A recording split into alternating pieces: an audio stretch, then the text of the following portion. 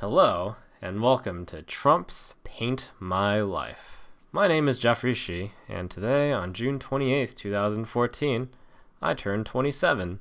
I'm better known as Trump, the username which I chose because it's a nice one-word short syllable which has power to it because it is the word which means to beat, to get the better of, and it matches my competitive spirit.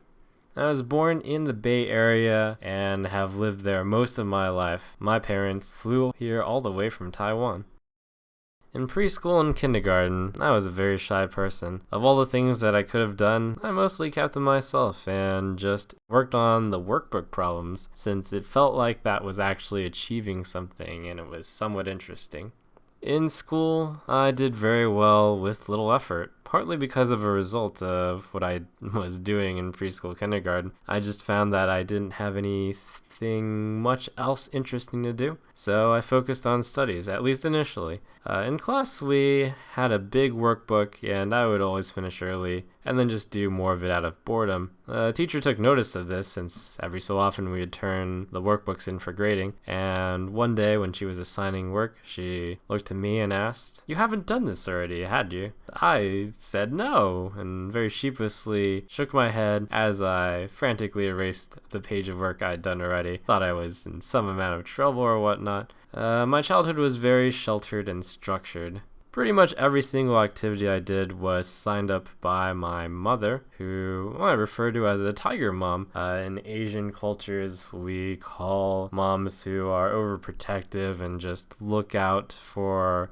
at any cost, make sure your son or daughter succeeds at what they do. So I was assigned a lot of activities. I went to drawing class. I'm not much of an artist, as you may be able to tell from this. I remember once drawing a guy. I put a zipper on him and some confusion as to what it was occurred. I was also signed on to various sports activities like karate, swimming, some team things like soccer and basketball. Unfortunately, I never really got into these types of things, and oftentimes in soccer and basketball in particular, I would either mostly stand around on the field, never really get the ball, or more often just sit on the bench, and it was very boring. One of the things that I did enjoy was chess. From when I was young, I've always enjoyed gaming, and chess was one of the first games that I took somewhat seriously, and I was reasonably good and enjoyed it as a strategic, fun activity. I also was signed up onto piano lessons. I started when I was pretty young. Over around 10 years, I became an advanced level pianist according to the Certificate of Merit. Basically, my motivation for playing piano is my parents wanted me to do it, and I had to practice an hour every day before I could actually play my precious computer games. So, speaking of computer games, how did I start? In school, I was exposed to the Oregon Trail, which is a computer game where you're looking at the history of the Oregon Trail and you simulate the journey across. I really enjoyed it, and sometimes I did speedruns of it while in school. There were these things called scholastic magazines where you could purchase books and sometimes educational games, and Oregon Trail 2 was there, so I insisted it be bought for educational purposes, and I played it for tens, if not hundreds of hours,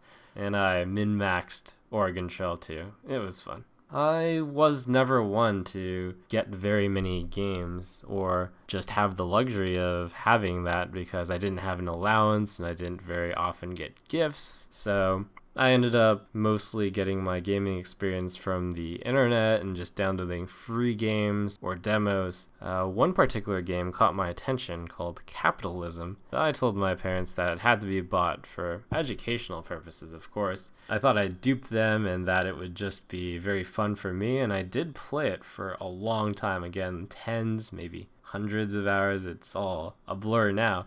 But I think my love for business stems from playing that game. It was a company organizational simulator where you were building your company from the ground up and you had to manufacture goods and then sell the goods and do R&D, and there are stock markets. It was pretty detailed. And my love of tycoon games still holds from my fondness of capitalism, the game.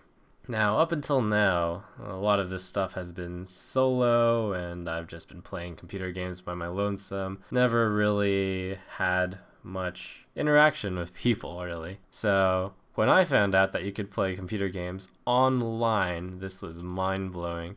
And Kali was my first experience into this. It was a software program which allowed games like Warcraft 2 and Age of Empires 1 to be played online. I was hooked. It was so much better than gaming alone.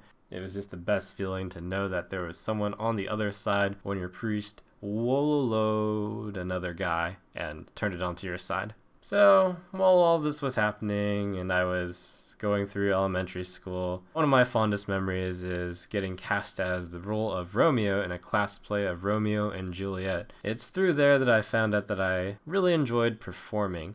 A little unusual, actually liking going out and on stage in front of an audience, but perhaps it was because I didn't have very much human interaction earlier on. I just liked being able to show off in front of people. And because of this, I also enjoyed piano recitals. And this sets the path for the future and still holds true to this day. It also held true when we were doing popcorn reading in class. Popcorn reading is when you have one of the students read a paragraph or a page and then pass it along to another student, and so on and so on. And I was one of the few people who actually enjoyed reading. I enjoyed reading it so much that one book that we read was called The Third Wave, where a social experiment is conducted in a classroom and the kids in the book actually stand up and give their answers. And I role-played that by, whenever it was my turn to read, standing up next to my desk and reading out loud. I was a pretty big nerd.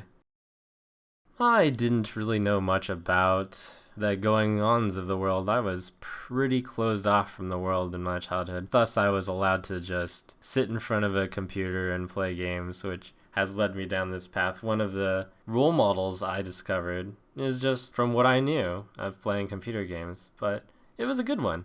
Eris. Eris I absolutely adored in one of my first RPGs, Final Fantasy VII, and I absolutely needed her in every party, and I admired her kindness and her support to the team. And to this day, I still try to emulate her warmth and kindness, and I wish for a kinder and gentler world myself. I liked her so much that oftentimes in many games like League of Legends and in World of Warcraft, I played the more healer or support type roles. Throughout my gaming, every future game which I put a significant amount of time in, I tried to do more than just play the game. Diablo II was when I first began my first kind of online presence. I started a web page dedicated to telling the story of my offbeat Diablo II character, which was a druid which would use Molten Boulder as its main damage spell.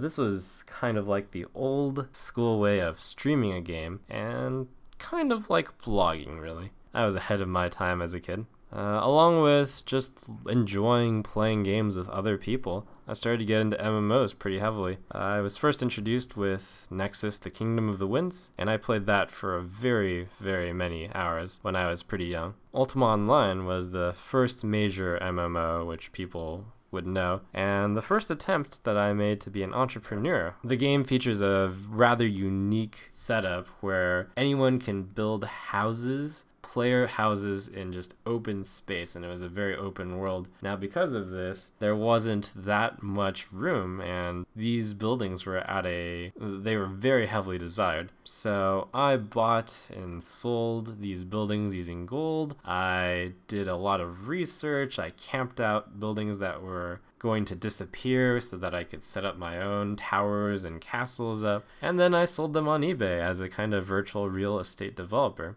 I continued doing this through high school, where I went into something a bit different. I went into Magic the Gathering, and then Magic the Gathering Online. In Magic the Gathering Online, it emulates a real-world collectible card game where you can buy the packs for real money. You can trade the cards in the game, and because they can be redeemed into real-life cards, they hold a very similar value to the real life equivalents. So I spent a very large amount of my evenings crunching numbers and creating spreadsheets about market prices of cards, and I set up my own virtual card shop and I traded thousands of cards. Through these activities, I realized that this is something that I really wanted to do. I loved this kind of business, being my own boss and being an entrepreneur and doing things online, doing things independently. It was really fun. This kind of competitive spirit held on when I started playing Warcraft 3, which was my first foray into competitive play. I never reached the very top levels of play, but I held my own, and this is where I started my first bit of actual online presence. I released an audio commentary, which is kind of the old school way of streaming. You would watch your own replay and then commentate over it and zip that audio file along with the replay and upload it onto a site where users could download, and then they would run your audio file while watching the commentary, and would often need to sync up by you saying 3, 2, 1, unpause. That's where it all started, really. My love for disseminating information on games. I continued to want to be a big figure when it came to gaming, so when World of Warcraft was announced, I was really excited for it. I bought into it on day one and immediately began leveling as per my personal hero Eris, so I leveled up a holy priest to level 60. Back then there wasn't a lot of information about the game, so I didn't know that you could respec, so I took one of the lowest DPS classes and leveled up solo, and that took a while. It was not a great idea. Still, I was one of the first to 60 regardless, just because I dedicated so much time to the game. I ended up being a guild leader and a raid leader, going through a lot of content, including Molten Core, Blackwing Lair, Encourage, and finally Naxxramas. And this was back in the level 60 cap of World of Warcraft Vanilla, which were excellent times. 40-man raids were quite a logistical feat, and we fought up to the Four Horsemen, which was one of the most intricate fights and a logistical nightmare, really, but I found it to be a great challenge. Unfortunately, it was one that our guild did not manage to finish. So with all this gaming background, I decided that I was still wanting to be, I had an entrepreneurial spirit and I wanted to be doing something related to business. So I decided to go into that field, looking up the best business schools. I applied and I was fortunate enough to get into New York University's Stern School of Business, a rather prestigious business school. I applied with a essay of me doing the guild leading from gaming and just doing online entrepreneurship with the gaming, and was very happy to get in on that basis. During my time there, though, it wasn't the best of times for the business world. It was during the time of the subprime mortgage crisis, which was one of the biggest financial downturns since the Great Depression. I remember one distinct corporate visit from Bear Stearns. At NYU, there would be all sorts of companies who would visit to showcase their company and encourage the bright New York University Sternies to come join their company. So Bear Stearns came over to give their general teachings about the situation, and I just remember they assured us that their financials were doing okay and they'd survive, and very shortly after they went bankrupt. I understand that the recruiters or the people who speak about their companies have to paint their company in a pretty good light, but it put a sour taste in my mouth. The goings were tough during that junior summer year for internships. I ended up doing something somewhat menial and unrelated. When I graduated, I looked high and low for a job, but there just weren't any. So I ended up going to Sears as an electronic salesman. The position wasn't glorious, but I did learn a lot about what it meant to be in a customer service position. I think that it molded me for the better. You have to have a lot of patience. You have to be able to explain yourself well. I'll take this moment on the soapbox to say be nice to those working customer service. They truly do a job which is difficult and it's actually somewhat like streaming. It was around this time that I was fortunate enough to get into the StarCraft 2 beta. As someone who played quite a bit of Warcraft 3 and started with that competitive drive, this was the game I told myself that I was going to be one of the best at, and I vaguely followed the StarCraft 1 scene, and I was very excited to perhaps be one of the best at StarCraft 2. So I started streaming it and playing it hard from beta. This is where my streaming first started, and why I am named Trump SC after the game StarCraft. People enjoyed watching it. Even though I was not the best player, I managed to explain myself pretty well. And this is the direction that I decided to continue streaming as. As my StarCraft 2 career didn't exactly pan out to me being number 1 best in the world, I kept looking for another job in the meantime. I got hired as a banker. It was something else as well. It was another customer service type job. I dealt with a lot of money. I got to see $100 stacks and a machine which spit out money. It was incredible. I took care of customers to the best of my ability, but ultimately I left the position because I found out that some of it has to do with not necessarily doing what's best for the customer, but more focusing on the sale. And of course, you tried to give your customer the best solution that you could. However, it was difficult sometimes. So I became a tutor, which I thought it was a more noble profession. That about covers it for the non-computer game type things. It turns out that a really large part of my life is represented by computer games, and one game which I did well during my job holding period was Diablo III. I had a good amount of views and I considered doing it more, but it was difficult to stream regularly while holding a job. I really enjoyed playing the real money auction house and had dreams of basically doing it full time, with good memories of what I did with Ultima Online earlier. Soon I was presented with a crossroads. Would I want to continue down this real life road of mediocrity and holding a regular steady job?